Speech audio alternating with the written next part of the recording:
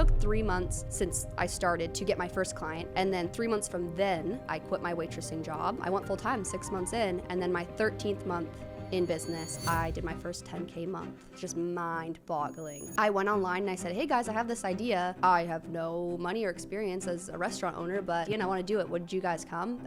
And boom, of course, viral articles already written about the business that doesn't even exist. Over a year ago, I lost my mom. That just takes you out. I mentioned before, always keep going through anything, but sometimes you have to take a pause. But I wasn't making money. Everyone was fine with me taking the time, but bills companies don't care. My landlord doesn't care. What do you want the audience to be left with? Yeah, this is gonna sound kind of deep, maybe not expected, but... All right. Woohoo. Woohoo! Thank you for coming. Yeah, I'm so excited. Before we get into it, we've known each other for how long? Oh my gosh, it's gotta be 15 years or something. I was like really young when we met. Yeah, because I started dancing when I was 15, 14 years old. Yeah.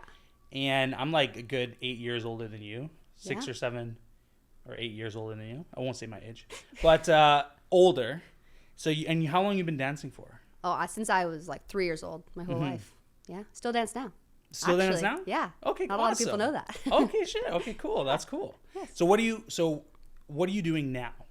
So right now I am a full-time content creator. That's actually what I've loved the most since I was a kid. I don't know if maybe you remember back in the days when we used to dance together, like I was always filming videos. I love I had a YouTube channel. So I love that I'm doing that full-time right now. And then I'm also working on opening a bar, which is just so left field of anything that I've done, but I'm enjoying the process. From dancer to content creator to bar owner. Yeah. Wow. So I'm really excited to get into this, get into your story. There's a lot that I know, knowing you for 15 years and following you on social media. But for someone clicking on this episode, could be on YouTube, could be on Spotify, could be on Apple Podcasts, whatever. Why do you think they should stick around and maybe listen to this conversation? What would you want them to gain from listening to this?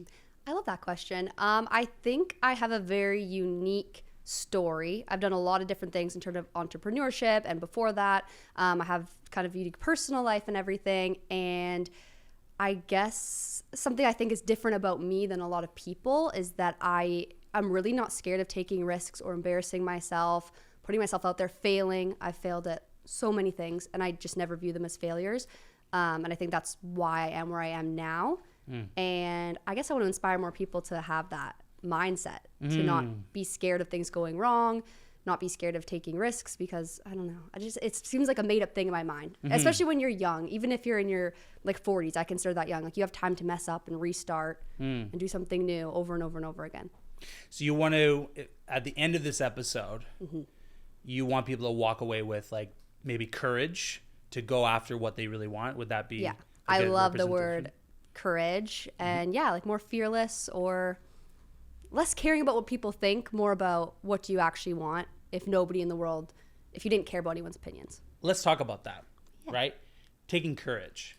I mean, a lot of people listening to this right now are wanting to leverage content, wanting to leverage video. I mean, if you're watching this right now, listening to this right now, it is the thing to make all your dreams come true. Your business aspirations, your career aspirations. Video is the number one medium, in my opinion, that can make it all happen for you, right?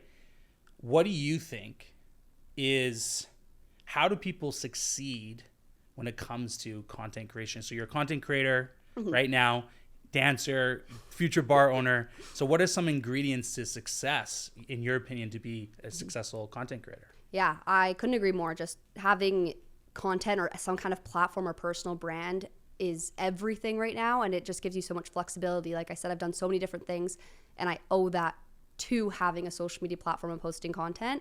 I said before, I've been making content my whole life just because I love it for fun. But what started my journey as an actual content creator was I was a social media manager. I was just freelancing social media management. I love social media. I've always wanted to kind of do my own thing, not have a regular 9-to-5. And I started posting on TikTok to try to get clients for social media management. Ended up growing a big following, and I credit that big following to how much value I was giving in my content.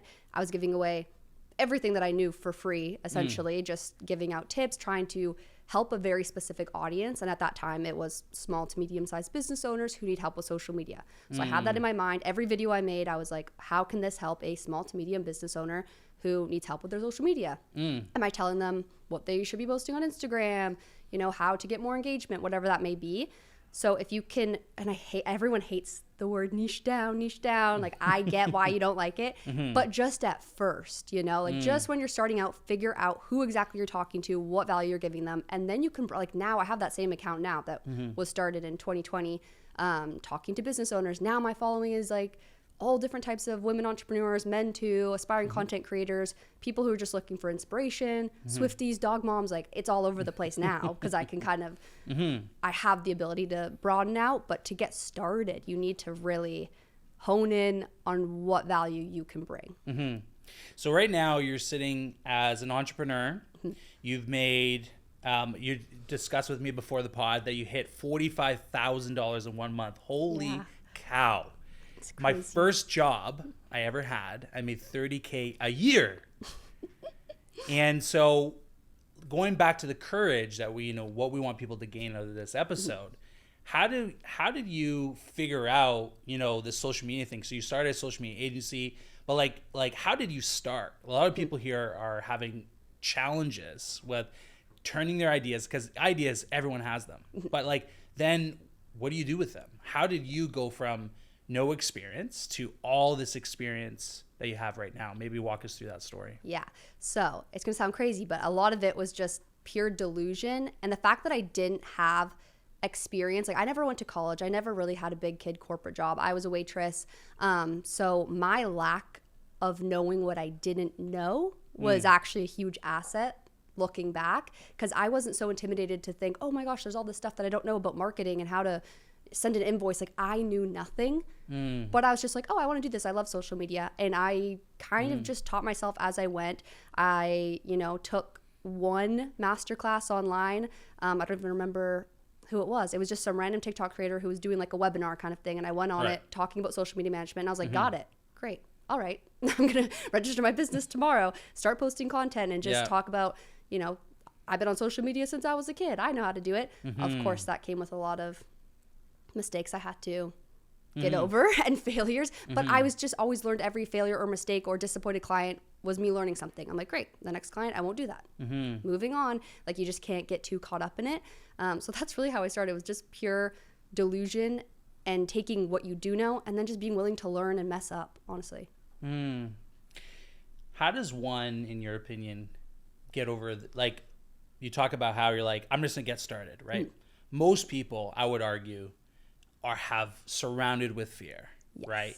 And maybe it came from your dancing background, maybe it came from experiences in your life, but like, how would you help someone who wants to start or scale a business get over this fear? Because my opinion is the reason why you're not where you want to be is because of some type of fear. Fearful of other people's opinions, fearful of success. There is some underlying fear that we all have that makes us not act, not execute, and which is the only key to get to where you are, right? What advice would you have for someone to get over this fear? Like you said, like you made a lot of mistakes, which can be scary. Totally. No, it is scary for sure. And I'm not going to lie and act like, oh my gosh, I had no fear at all, or it wasn't stressful when I felt like I was disappointing a client, of course. But I always viewed it as, it's okay. Like, I'm going to learn from this. I'm going to look back and be like, oh, thank God that happened. But I think if I had advice or something to tell somebody who feels like they're in the beginning stage and they don't know anything, I totally know how you feel. Now, at the point I am at, and I've worked with so many different entrepreneurs and brands and businesses, I don't want this to sound bad, but like, not everyone is so smart like you think. Not everyone, there's not these secrets that you don't know that everyone else knows. The only thing that they have is maybe more experience, which the only way you're going to get that is by just starting. There's no college course. There's nothing you can take that's going to give you every single experience or tool that you need to make you never make a mistake or never fail. You're still going to do that.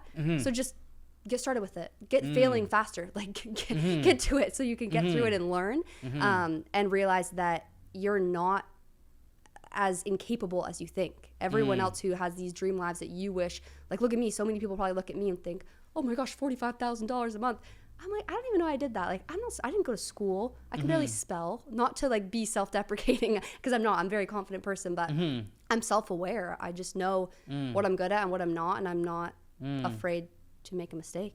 I really like that, because you make it so practical in the sense that you realize, working with these brands, working with these people, that like you think you have this idea in your mind that they know something you don't, and then when you actually meet with them, you're like, you understand you have value to bring. And I work with school.com, and I get to film all the winners of the school games, which is a competition to make the most amount of money in a month inside the app school. And the surprising thing is that at least one of the winners in the last 4 or 5 months that I've been doing it is under the age of 20. Wow. And this person, like yourself, you're in your 20s, but is like no experience in the sense, only have high school diploma. Some of them, like one of them dropped out From high and school. is making, $30,000, $40,000, $50,000 a month. And so it shows like that it really doesn't matter the experience, it matters of the courage. Yeah. Right. Going back to the courage and faith that you are going to make it happen and going all in. So with that, let's talk about the journey. So like, when did you make the decision, I'm going to go all in into this business?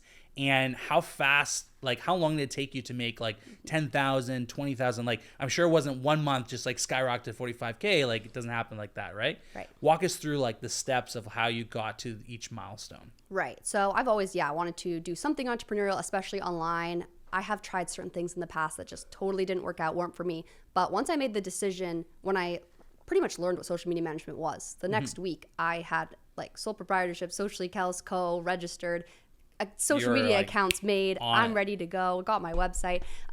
So within a week I was like in business, not making money, but trying to do this. And at the time, this was COVID 2020. So I'm waitressing at this time with a restaurant that's literally empty, and trying to do this business while I'm in the back when there's no customers. I'm on my phone, and I'm posting every day on social media. I didn't know how else to get clients, so I'm just posting. It took 3 months since I started to get my first client, which was $100. I got paid $100, and I was 3 months so pumped. I was like, You're rich. somebody, but once you get that, for even if it's $10, somebody yeah. pays you to do something that you created, you're like, oh my God, I can do this. What's the difference between that and $1 million? You can get somebody to pay you. This is insane.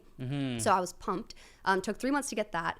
And then 3 months from then, so 6 months in total since I started my business, I quit my waitressing job, which sounds very impressive, but I wasn't making that much money as a waitress. So it wasn't that much income to try to, make up for. But I went full time 6 months in. And then my 13th month in business, I did my first 10K month, which was just mind-boggling. And I was still living in my parents' basement at the time. I'm just sitting in my little corner. I didn't even have a desk. I had like an IKEA shelf as a desk, and I'm sitting there just crying. I'm like, I made $10,000. It sounds like the Amazon start, Oh my the God, garage, starting the business in the garage kind of thing. That's cool. Right. Wow. And it was crazy. I mean, like, just to add a little like personal touch on top of that for context, like during that COVID time too, my youngest sister had leukemia. I was going through a bone marrow transplant. So my family's like living in the hospital, and I'm in the basement doing social media. Like, what? Looking back, I'm like, that's insane. What was I thinking? But I was just thinking, I want better for my family. I want better for all of us. Let's just do it. Who cares? What's the worst that could happen? Wow. Go for it. So if you have anything in life that you feel like, oh, I got to wait for this to pass, just do it. So you've been doing social media now for how long? Just over 4 years.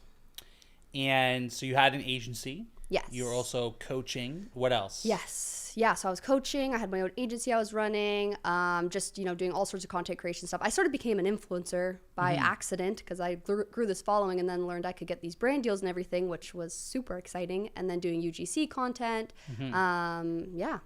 All over the place. So let's get into some brass tacks, Yes. right? Everyone right now knows they need to be creating content like we shared in the beginning, right? It's important. It's like no longer a nice to have. It's a mandatory, right? In online space, at least. And I would argue for any business, brick and mortar, and we'll talk about that, your future business in a bit. How can someone create a piece of content that actually brings in their ideal client, right? So now I have a business. I'm trying to get clients. And I know this because I've been like, I work 16-hour days trying to get clients, like spinning my wheels. And like now life is so different, but I want to hear from you. Like, what is your advice? What is your recipe to bringing people, to attract people? Because it's like everyone tries, but 99% fail. So what is that 1%? Like, what, in your opinion, how do people get clients with video or content in general? Right. Yeah. Good question. In my personal experience, I think everyone's a little bit different, and social media is difficult. Honestly, it's going to take time and a lot of posting. I think I posted like 50 TikToks before I was like, okay, this is starting to work a little bit. But in my experience, what is working now, because it is different than 4 years ago when I was starting. It was very simple. COVID, it was like, here's 3 ways to grow on Instagram. Boom, boom, boom. Viral. Amazing. Okay. Now it's a little bit different. And what I found now attracts people, and this isn't just me, but other like peers I know that own businesses, is how authentic and vulnerable you can be in sharing about your own self and your own life and your own story, and kind of relate it back to your business or your service in some way. If you can make that make sense for you. I think if you can, as a business owner, also kind of be the face of your brand in a way, and let your customers in on like why they should buy from you, where'd your product come from, what is the story behind it. That is, I think, the biggest thing right now, especially like TikTok's my favorite place. That's where I hang out. And on TikTok, that's what people like to see. And you got to do it over and over and over again. You're going to sound so repetitive, sharing your story, saying the same things, and you're going to feel like, oh my God, people are going to get so sick of me. But with even Instagram and all social media really now is with the algorithm, like you're not seeing every single thing every single person posts. So don't be afraid to tell your story over and over and over again in a photo slide, in a long form thing, in a short form thing, whatever. Keep saying it. So you talked about sharing more of your authentic self. Yeah. Right? So what's some examples of how you share who you are, right? I know you because we've known each other for a long time, but like for someone watching this right now, like they think their life is boring. Like, oh, my life is boring. I don't have anything interesting to share. I'm not that interesting. Like, what would you tell or say to that person? Yeah, I love when people say that. 'Cause like, there's like 5 million views on people breaking bottles on stairs. Like, you don't have to be that interesting. You just have to share what you're doing, or everyone has had a life. You haven't been sitting on earth doing nothing this whole entire time. You do have a story. You just think it's boring because you lived it. But if you put it all out there, you're like, oh, okay. So for example, like what I was saying before, I started this in my parents' basement. I was a waitress. I don't have any experience. There's a lot of people out there that, maybe they're trying to sell a coaching program or something like that, and they're online in a Lamborghini that's not theirs and saying, look at my life, I'm on a yacht. That's not really resonating with anybody. They're just thinking, great, good for you. If you show, hey, this was me 6 months ago at my waitressing job in my parents' basement, and now by myself I was able to do this for me and my family. That means a lot more to people, and is going to touch people a different way and relate to people that maybe were in a similar situation to you. So don't try to like skip ahead to where you think you should be. Just be honest about where you are. Even saying, hey guys, I'm a business owner and I'm still learning how to do all of this, and people are going to respect that and just trust you more for that. Now, during your entrepreneurial journey, you went through some challenging times, right? And I love for you to share, if you're comfortable, some of those challenging times and how you got over those challenging times. Being a business owner, we have to regulate our emotions. We have to, it shows up in the content. It shows up how we are. So are you comfortable sharing with us like some of the experiences you had and how you overcame them in the eyes of like in your business? Yeah, I think it's so important to talk about. So I talk about this even on my own social media all the time, because as an entrepreneur, your business and the way you make money and everything is so intertwined with your personal life. It's hard to find the balance or the boundaries, or am I going to share this? Also, my income is going to be impacted by something that's going on with me. It's a very, very strange thing. But I wouldn't trade it for anything. But I mentioned before, even when I started my business, my sister had cancer, was going through like the worst of her second diagnosis with cancer. So my family was just going through a really difficult time there. And I was still able to start my business and, get to 10K month in 13 months. And luckily my sister's doing amazing now, so don't worry. But that was the first kind of thing that I dealt with during my business and everything. And then this was just over a year ago, I lost my mom to suicide, actually. So it was, a really big shock to our family, and that just takes you out. Like I mentioned before, always keep going through anything, but sometimes you have to take a pause. And that was difficult. I'm watching other family members and people around us, just take some time off work. They're telling me, don't stress about it. You're going through something big. Everyone's going to understand.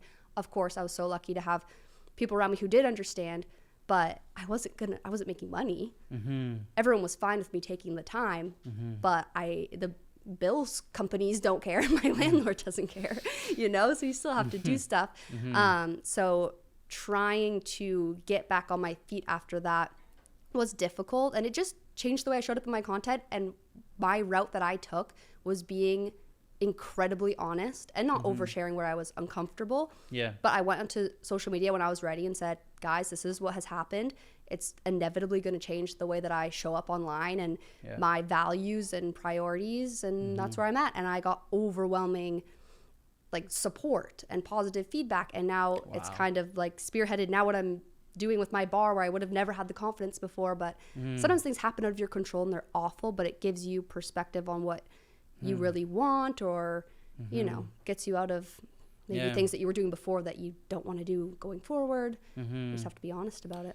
I love that you have the courage to share that story, because someone watching and listening to this right now has gone through something similar, gone through a loss, gone through hardship. Yes. And hard to get back on the horse. But the fact that you shared that experience online and got so much support, and people probably connect with you so much deeper now, right? You hear this common thing of 1,000 true fans. You can make $1 million with only 1,000 people if they're true fans. And I think that you're doing that, right? You don't have to have the massive million views or big following anymore. Those can help for sure, don't get me wrong, but you don't need it to be a successful entrepreneur. 100%. Do you agree with that? I 100% agree with it. I know people that are incredible content creators and make even more money than I make, and they have way less following. It's so not correlated. It's more about how you're treating your number of followers and how you're connected to them and how important the community is to you and your followers versus the size of it. For sure. So let's talk about this new venture, right? So this is a cool opportunity because you're now starting something new. So you probably thought a lot about your marketing strategy, how you're going to launch it. Let us into your mind, right? And how are you planning to launch this bar? Well, what is the bar first? Yes. Tell us about this. I'm so excited. So this is my take on a sports bar, but more for women or people who just appreciate things that aren't sports.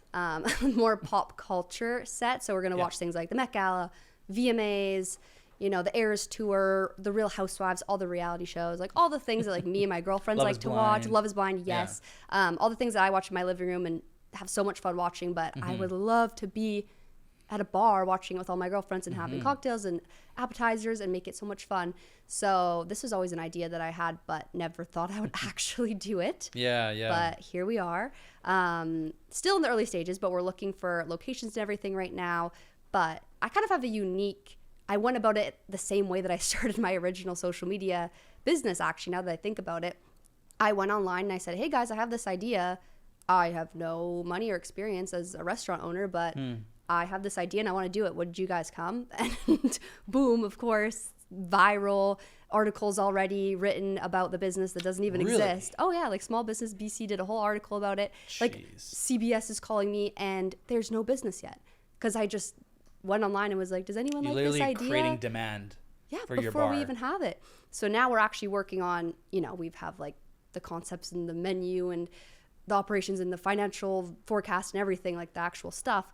But we already have the customers, essentially, before we're doing it. So that's been really, I think, different. You almost launch a waiting list. Right. In a sense of on social media. Yeah. People interested before it's even there, which is crazy.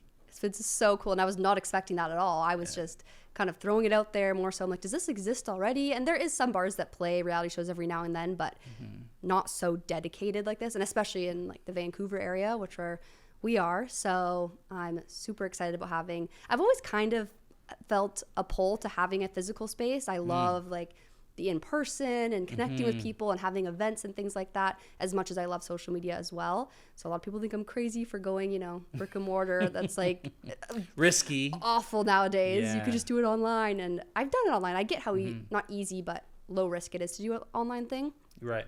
And I'm still going for it because, again, I don't believe in risk. I love that. Again, coming back to the courage, right? Like you're not going to accomplish anything without that. Yeah. Without courage. I want to touch on this idea of you were creating customers before you even have a physical business, because we as entrepreneurs overcomplicate the shit out of getting customers. Yeah. And talking to you right now is even bringing like an aha moment for me of like, if I just like, because I love doing all the technical stuff and all this lighting and getting all the professional stuff, but it can be a barrier to create, right? And I'm sure a lot of people watching, listening to this right now is like, well, okay, I have this idea. I want to share the idea with the world, but now I'm stuck with like, how do I create it? Right. And a lot of your content is done with your iPhone, right? Oh, yeah. Like you don't have a professional setup. You have you've massed like, hundreds of thousands of dollars and millions of views with just your iPhone. So why don't you share a little bit about your content creation process and how you are sharing your ideas with ease?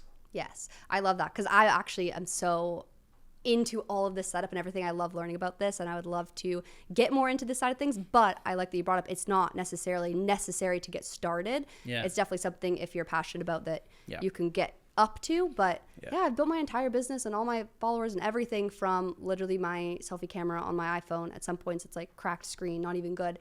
It was just always more about what you're saying in the content versus what it looks like. And of course you want it to look as best as you can. I still try, and I love to edit and everything, but if you don't have hundreds of thousands of dollars, maybe not hundreds of thousands, but any money to spend on like fancy equipment or anything, if you just have your iPhone and things you want to say, like I think that original video of me talking about the idea for Basic was like no makeup, just selfie camera post without thinking too much of it. Yeah. So it's always the videos you don't try as hard on that go viral, I know, right? Unfortunately. So don't let it stop you. Is that like your strategy? You're just like very, very vulnerable and you just want to share with the world like what you're thinking? Is that like your overall like methodology, or do you have like very structured content? Like I know obviously with sponsorships it's different, right? But let's talk about for you personally, for your personal brand, for your business, like walk me through coming up with ideas, filming those ideas. You script your videos, like walk us through like maybe for someone who's just like stuck. Yeah. How can they go from idea to publish video? Right. I think two things to this. When I was first getting started, I would kind of script out my videos, not word for word, but like bullet points. So I kind of knew before filming what I was going to say. But that was when my content was very, very educational, value-based. 3 ways to grow on Instagram. Here's what you should be doing on TikTok. A little bit more informational in that way. Now, exactly what you said. I treat TikTok almost like Twitter sometimes, where you just have a thought and you just say it and then post it as like a blurb. And then other times I like making, huge day of my life vlogs and adding editing and music and make it fun. But it is a little bit less, thought out and scripted or structured with my own personal content. And I think that works well for me personally, just because, I love to just share what I'm thinking in the moment or what I'm going through to an extent, and that I think resonates. And you're filming like directly on the iPhone, or you're using the TikTok application, or using CapCut? Like what's the apps that you're using to generate some of this content? Yeah. So for the really quick stuff, I will just go right into TikTok, and their editing has gotten so much better since back in the day, I will say. For sure. So that's great. But other times if I'm doing, vlogs and stuff like that, I'll just go on my camera roll and then to have at least a bunch of B-roll to work with, and then I'll use either TikTok or CapCut or even like Adobe Express I've used at times for like, that's more for like client stuff with like, stock videos and stuff. But mostly just easy stuff. So I love how ease of use, like I always say this to my clients too, is that whatever is the quickest and the less friction, the better. If you need to create content on your iPhone and that's the way that you can get it out there. Because all this, although it does raise the level of the quality, it also raises the level of the difficulty. And so, if people want that quality, it will raise the level of everything that you do. right? And I have a setup that, takes me 3 buttons and I can press record, but not everyone has that. So in the beginning, I love how you talk about just start with your iPhone, start with TikTok. And I want to know, like, why are you deciding on TikTok? Like now, okay, I have the courage. I have an idea. I want to publish the content. I'm going to just use my iPhone. Like, should I go TikTok, Instagram, YouTube, LinkedIn? Like, there's so many apps. There's so many social media. Like, don't I have to be on them all? Like, what would you say to that? I think, you don't have to be on them all. I have at least, an account on every social media, so there's something there, but I'm not actively posting on every single social media platform. For me, since I love video, I'm for sure on TikTok, Instagram, and YouTube, honestly, but you can use the same content for all 3 platforms. If you make a TikTok, download it, post it on Instagram and YouTube as well, so at least you have like a platform there. And different things are going to do well on different platforms. If you have the time to strategize for each platform, amazing. But again, if we're making this like no barrier to entry type of thing, then just make one video and post it on all of them. And if you're into photo, Instagram's great too. Pinterest's great. I'm not good at Pinterest, so I don't really focus there. But if you're good at it, you're good at it. Man, I love that. Like, I love how easy talking with you makes things, like, everything seems so complex in our mind. And we want things to be complex, I feel like it's actually harder to simplify and easier to make it complex. 100% agree. And looking at your content, it's just so you really suck us into your life and who you are. And it probably does 2 things. Repels the people who don't like you. Right. I don't like Taylor Swift. I don't like dogs. Totally. I'm a cat person. I was like, I don't want you to be in my world then, And it brings in your ideal person. And I love how your thought process on it is just so much like no overthinking. And I feel like that is I feel like that is a big problem with entrepreneurship. Huge. I think that's the overarching point I've been trying to make probably throughout my whole entrepreneurial career is like, guys, I think everyone thinks it should be more complicated or else why isn't everyone successful? But the reason not everyone's successful is because you all think that there's more to it. And I'm trying to tell you, like, there's no big secret. Of course, it's going to take time and you're going to fail and make mistakes. But if you just can keep going through that, it's actually simple. Like, you know what to do. Everyone says, I don't know what to do. You do know what to do. You just need to do it. Yeah. And keep doing it. Post one video and it doesn't do well and you think, oh, I tried. Well, no, gotta keep doing it. So how long should I be trying for this thing? Like, you've gone through a lot of the steps, right? How to create it, having the courage to speak your mind, but like how long, 3 months, 6 months, a year? Yeah, I mean, if you have the time and dedication and energy to put into it, if you can post 3 TikToks a day and you can do that for at least a month, I'd be shocked if you didn't see some sort of, return on that time. And you see your following growing, you see at least feedback on your videos so you can figure out what about your content you can change to do better. But yeah, if you could do 3 a day, which sounds like a lot, but it actually isn't if you can batch and come up with a bunch of ideas. We have so many tools now. I mean, ChatGPT can help us. Like, come on, we can do 3 a day. AI. If you really want to get like started and get somewhere fast, that would be my advice probably. Are you using AI a lot in your business? I wouldn't say a lot, but I'm definitely, I'll use ChatGPT, putting up emails. For content ideas, I never do like a copy paste right from ChatGPT because it's just a little bit too cookie cutter for like a content idea. But in terms of like a brainstorm, kind of like bounce off somebody, take it. Yeah, just to get your brain going. For if you can't think of content ideas, I mean, it's there. So it just kind of takes away the excuse of if you can't think of anything. So what do you think, like, in your experience, now you've been doing this for 4 years. Yes. Right? You've grown massive following. You've made hundreds of thousands of dollars. Now you're starting a new venture. What is it that you are struggling with that you're trying to overcome right now? Ooh, honestly, right now, I think the last year, I've taken such a step back from what I was saying before, where you're doing, $45,000 months and grinding every single day. And I was really into that like hustle and grind, and which is great for seasons, but it's not so sustainable to do that all the time. And I kind of got caught up in that and forgot, what am I doing this for? What do I want my day to day to look like? I don't know if I want to live in this really expensive downtown apartment. Maybe I want to live close to my family and like get another dog and sleep in, So right now I've kind of found a good balance of hustle and also just like the humanity of it and getting a little bit more humble. Like, yeah, I don't make $45,000 a month right now. I'm in a different place. I'm opening a bar and I'm working on that. I'm not making money with that obviously yet. But being able to go back and be okay with it and not feel like, oh, well, now I failed. It's like, no, now I'm just in a different season. I'm working on something new and I love it. And that's all that really matters. Which is, I think, hard for entrepreneurs because you feel like you should always be on an upward scale. Yeah. Every month should be better than the last. And I was so stuck in that for a while. And then you're like, and for what? Why do I need to be better?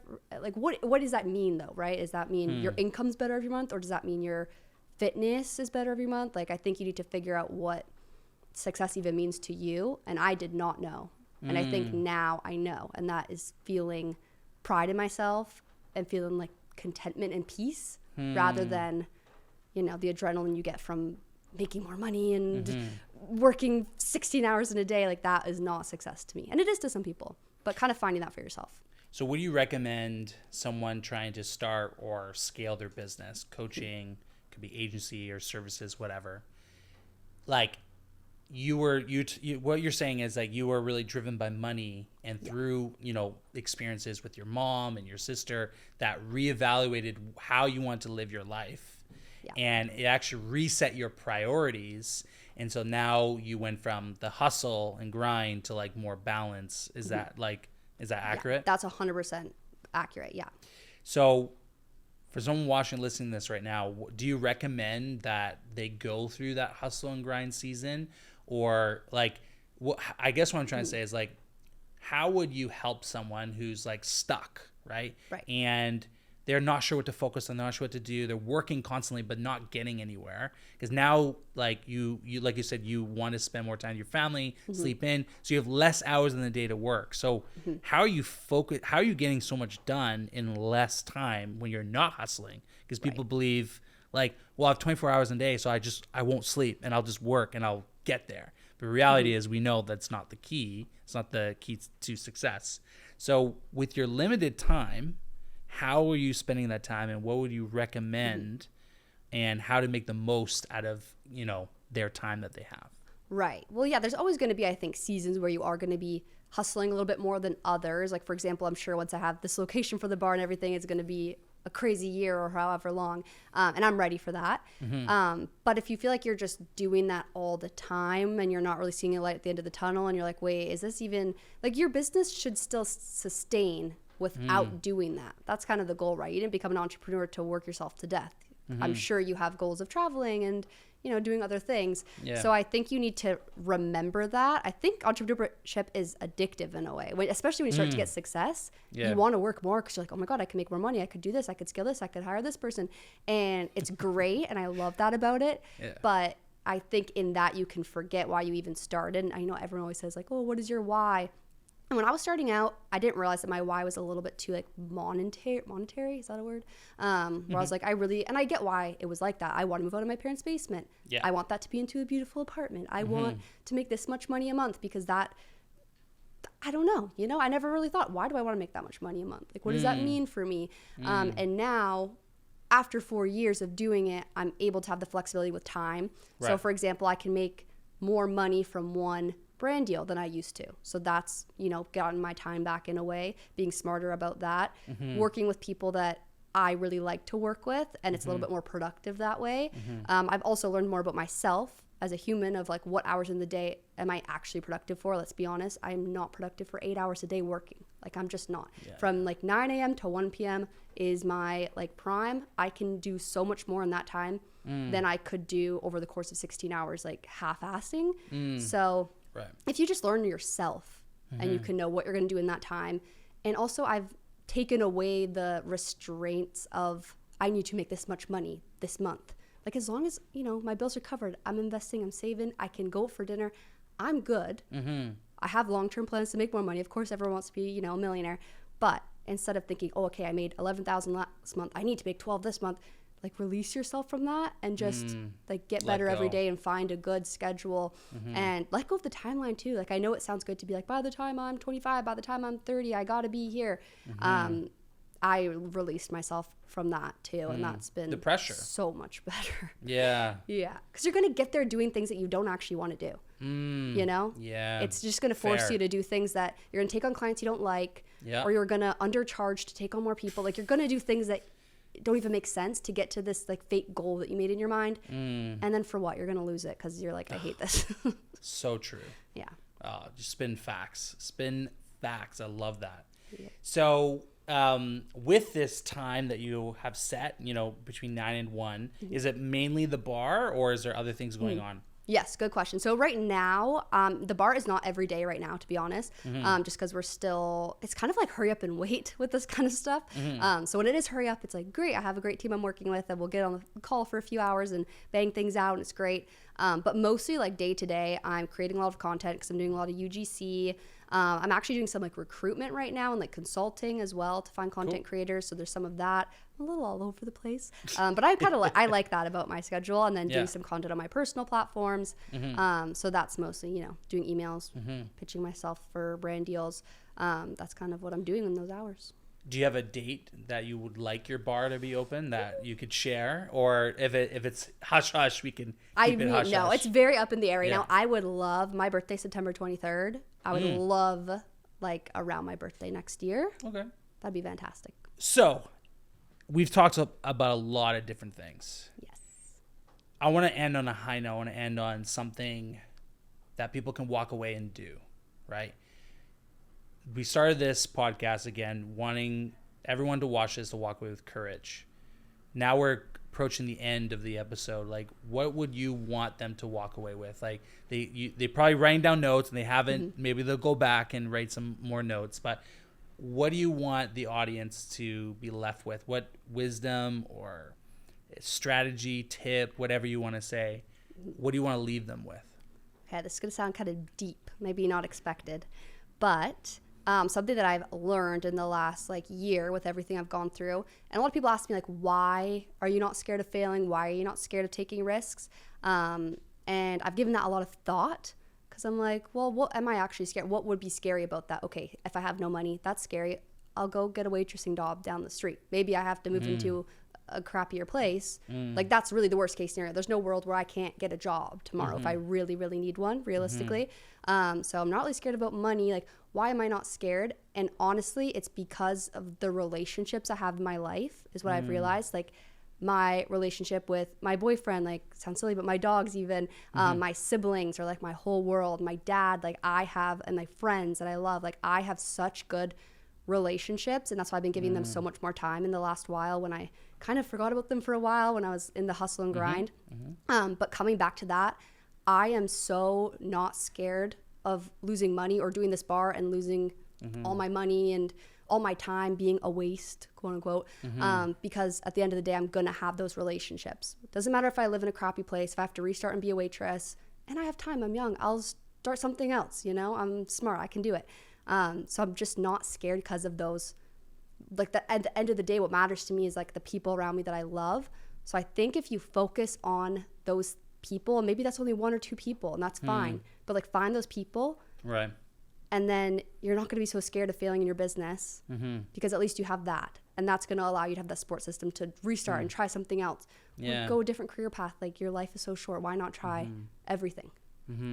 What's the worst? So you play. What's the worst case scenario in your head? Yeah, I guess so. And the worst case scenario is I live in the crappiest apartment ever with somebody that I love like crazy, with my dogs, and I go have dinner with my family. And I'm very lucky for that, obviously. That's why I'm so grateful for it.